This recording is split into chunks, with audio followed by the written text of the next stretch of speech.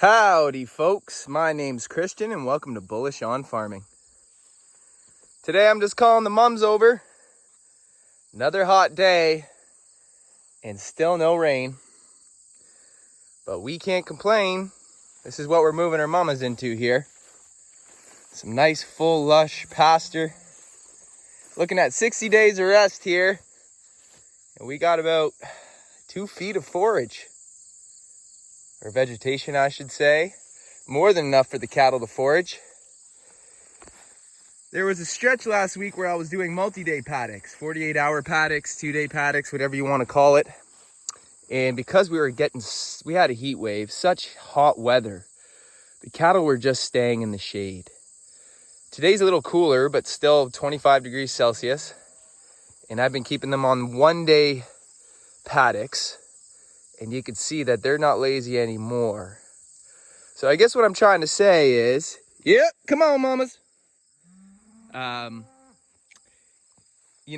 am a fan of 2-day paddocks. And, sometimes when you're managing workload, like right now we had all this hay and, working some fields with some red fife that we had on there, you need some of your time open.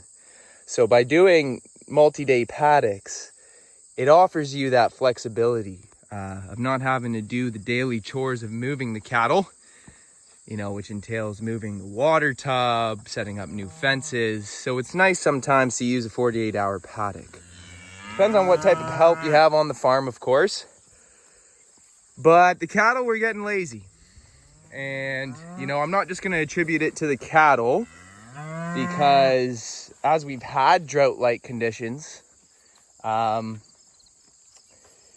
the grass is obviously not getting that moisture for optimal growth. So I'm leaving about, I'm trying to leave about 8 inches, 6 to 8 inches in grass length when we leave a paddock now. Because we're mid-August and, we're hoping that some rain comes through, but you can't guarantee it. And as you can see, this is where we entered the paddock here, so it's kind of beat up. But we're cracking, and we've been cracking since June, really. But you wouldn't know it. Not right now, at least. So by keeping that length in our previous paddocks that we're moving on from, we're hoping that we're giving the plants the best chance to bounce back and regrow to optimal length. Folks, we want to be grazing with at least a foot of grass when we're entering a paddock. Okay? And those folks who do more conventional grazing that graze it right down, they may or may not know this, but the more the plant is grazed down, the tougher time or the longer it takes for it to get to your desired length. So it takes just as much time for a plant to go from 1 inch to 2 inches that it takes it to go from 4 to 5 inches to 8 inches. It takes about the same amount of time for that plant to double. So when you're grazing it right down, what you're doing is actually setting back your plant substantially, not to mention that there's much lower protein content in the lower shaft of the plant, of the grass or legume that you're talking about. The point of the plant that's closer to the sun has the highest protein and the most energy for your animals. So that's the whole idea from, a beef production standpoint of why you want to be grazing the top half of the plants, because it's higher protein feed, more nutritionally dense, and putting more weight on your cattle. But the cattle were all the way over there in that bush section, and I just gave them a holler, and in under 2 minutes, we've moved our herd of about 45 head into a new paddock. So this is the beauty of working with your animals daily. They know you and they know what they're getting themselves into on their routine. That's why running a mob grazing program is so effective. Not only is there the benefits for the land and your animals, but with regards to handling your animals, they listen and beckon to your call. So as you can see, what we're leaving behind here, if I put my hand down, it's about halfway up my forearm. And of course, it's going to be different everywhere. And when people start grazing for the first time, they say, well, some of the plants look 3 inches there, and some of the plants look 8 inches over there. look, it's, you know, you don't have to be so anal retentive with regards to how you're grazing. You want to be leaving an average length of whatever it is you want to leave. Some guys say 6. As we've gone through these drought-like conditions, folks, my approach has changed. I want to be leaving about 6 to 8 inches now. Because when we're entering the paddock, like I said, we want to at least double that. 2 feet, perfect. And people who are worried about, you know, some plants going mature to seed head, you know, I've covered it in previous videos, so you can hear me expand on that more, but we're not worried about that, okay? People who are worried about that, you look at them right now, they have no grass. They're sending their cattle out to 2 inches of grass. Looks like they're grazing golf green. Folks, I can't really even see the herd past all the grass that's in front of them. I'd rather have grass with some maturity and seed head than no grass at all. And if you think about how cattle graze landscape, when are they ever going to graze down fields so manicured and perfect? Ever. They just don't do that. Nature's design is more so the animals graze and then they move on. And from afar, you may not even know that those animals grazed. Depends on how large the herd is, of course, and the impact they have. But as you can see,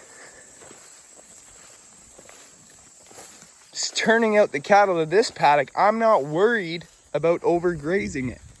Of course, you can overgraze it, but we're on our second lap of the farm, halfway through that second lap. And we got our program pretty sound at this point, okay? And you can hear, I don't know if those footsteps, you can hear them all. But folks, like, I put my arm down. I got grass over my back, okay? Of course, those are the mature grasses, but we got tons of good stuff to eat in here. A lot of green, too. You look at some folks' pastures, and they're browned out. Of course, there's brown here, but we got good quality vegetation for these cattle to eat. They ain't going hungry. You know, when I drive to the farm, we got a country highway. It's kind of like what I was saying before. The cattle got nothing to eat.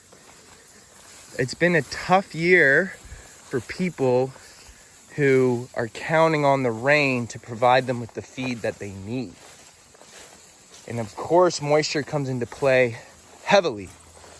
But you can't focus on the things you can't control, because if you do, you'll be caught with your pants down. Focusing on the things you can control, the fertility of your pastures and how you graze your farm, is what's going to give you that edge, that benefit, that advantage when you're faced with drought-like conditions. Like, folks, take a look at this. Does this look like we've been through a drought? Yo, you got some weeds in there, yeah? So what, okay? And those of you keeping up with Greg Judy, I take a similar approach. Nature has been sowing weeds forever, okay? Weeds are part of the biodiversity of your pasture. Do you want a complete weed invasion? No, of course, that's not desired. Are some presence of weeds okay? I couldn't tell you the exact science behind it, but I definitely believe that they have a role to play and are part of the regenerative process. I've been doing this for at least a few years, regenerative mob grazing, and I would say that weeds are not the problem you should be focusing on. Like I said before, unless you have a complete invasion outlier situation where you have only weeds. And even then, you can evaluate and make steps towards mitigating the weeds and increasing the desired plants that you want. Won't get into that in this video because we're already at 10 minutes. But I just want to mention one more time, because I'm taking a look at our calves and I'm just so happy with how they're growing out, that when you're offering your cows the best forage that they can get daily. The milk that they'll be providing their calves is the best milk that they can be providing. And so those calves are gonna grow very nice. Take a look at this guy. He's probably 3 months, less, 2 months, 24. Look at the belly on him. These calves are full, folks. They're not hurting. Now, we had a couple sickly calves that were calved earlier in the season in the volatile weather and some close to freezing temperatures. So they're going out a bit slower because I caught one in hypothermia and another one went septic. But, you know, those things happen. And that's that calf right there, actually. This calf went septic. And you can see it's a little leaner. Doesn't really have the belly that drops like this guy or the one behind it. And for those of you who don't know, we're running an Angus herd here. Take a look at our mums here. We are looking good. Mid-August, barely any rain for the past 60 days. And we're thriving. Now, I am counting on some rain to come through. We still got about half the farm to graze through before we're back at our starting point for our third lap. But I have faith. We can only do the best job we can do and evaluate conditions with what's presenting itself now and anticipate based on that. And it's paid off so far. Okay, so quickly, what have we done? Incorporated a hay field into our pasture rotation. Those hay fields are gonna sit dormant now. We don't need no second cut. We got more than enough hay. We do mob grazing and have established a 60-day rest rotation. That's gonna give 2 months of rest for any part on the farm that we touch to bounce back and be prepared for our animals. And we're rolling out carbon on weaker fields that are hurting to establish a more predominant carbon floor so that we can reduce the amount of bare soil we have and increase our moisture retention and create that insulating layer between the soil and the air to protect it from the harsh exposure to the elements. Those three things are proactive practices that we are consistently applying daily. And it's like a tally system that every single time you do it, add it to the tally and you're compounding fertility. And that equation in of itself is going to start to equate to more fertile pastures, higher beef production, of course, higher stock density, as our pastures will be able to accommodate or host more head per acre. And if you have your beef program down to sound numbers, you're going to be getting profitable and you're going to be grazing your farm efficiently. So you can count on not having any degrading effects to your land. You can count on regenerating your land year after year. And that's exciting. That's exciting for a farmer who loves working with his land and the animals and tries to do the best they can each and every single day and serve the bigger picture that calls them to it. And that's the joy of farming, baby. So I just want to say thanks for stopping by, guys. We'll see you on the next one.